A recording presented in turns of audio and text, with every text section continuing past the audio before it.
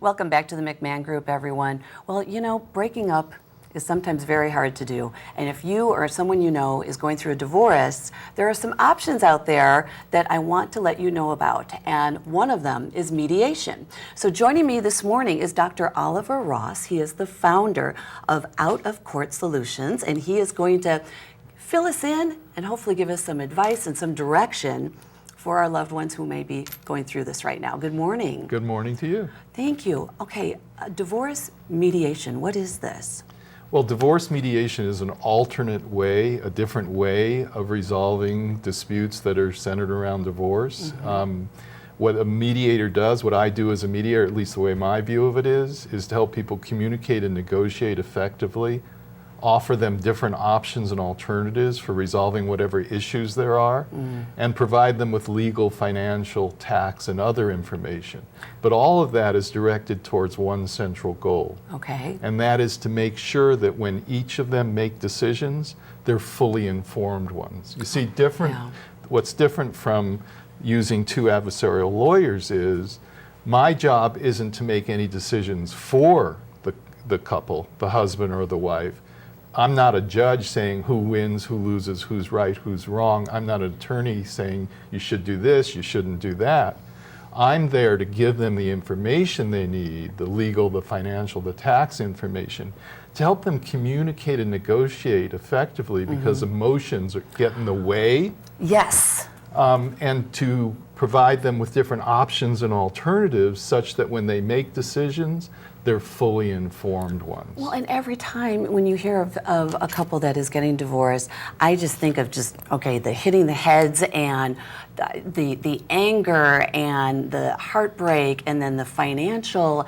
And to me, I think it's just, oh my gosh, the amount of money that is going to be spent. And it seems like it's never a win-win situation. Well, I mean, it's pretty axiomatic, and people come into me. We offer a half-hour consultation, a free consultation, and they come in, like I had one yesterday, and everybody kind of knows, like the husband said, well, I don't want to give a third of what we have to the attorneys. Oh. Mediation is likely to cost a small fraction of what using two separate lawyers will cost. Okay, but now you were telling me that if you are working with a divorce mediator, that you also refer other attorneys to them if they need it. I have two other mediators that work with me here in Arizona, and they're with Out of Court Solutions, and we all give our clients a list of what we call mediation-friendly attorneys. It's on our expert list. We give them accountants, we give them appraisers, anybody that might be expert in areas that we don't have the expertise. But in the case of lawyers, the lawyers on our list don't charge the retainers the initial upfront money that has to be paid. Typically, the lowest retainer you're going to find nowadays is about $3,500 to $5,000.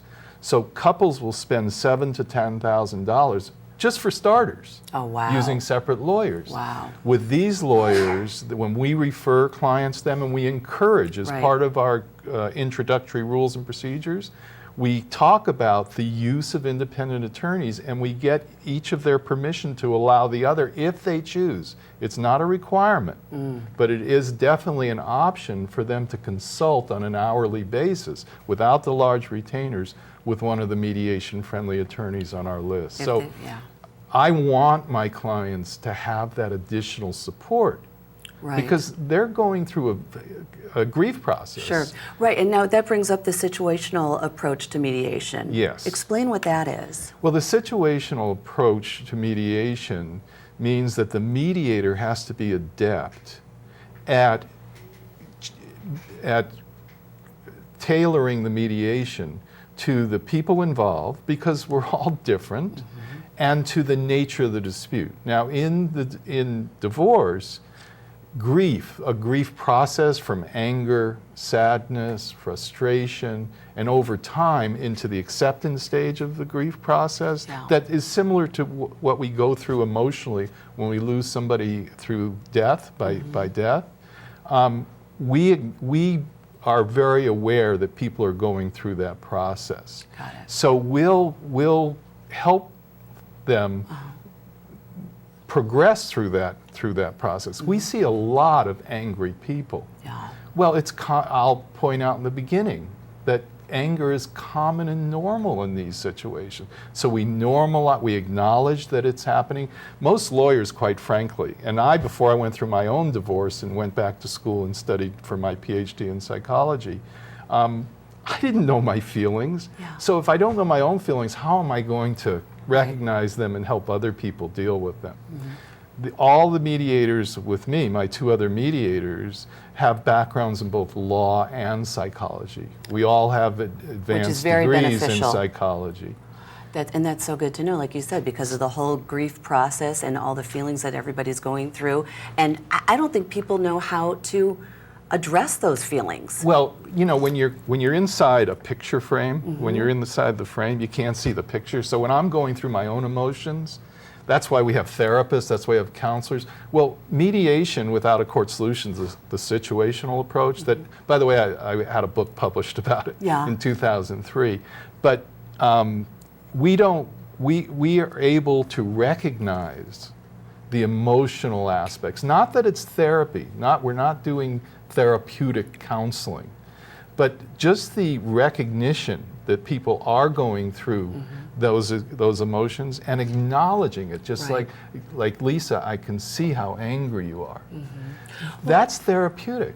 Well, and let's bring the kids into the picture here. The kids. Divorce mediation, it seems to me that how does this benefit the kids? And the different ages, like the young ones versus into the teens. Well, first of all, let me say that the major blessing for me in doing the work that I do, and I've been doing this for 16 years now, is I not only get to save the parents from that other process, the adversarial process using lawyers, but I get to save the kids. Yeah.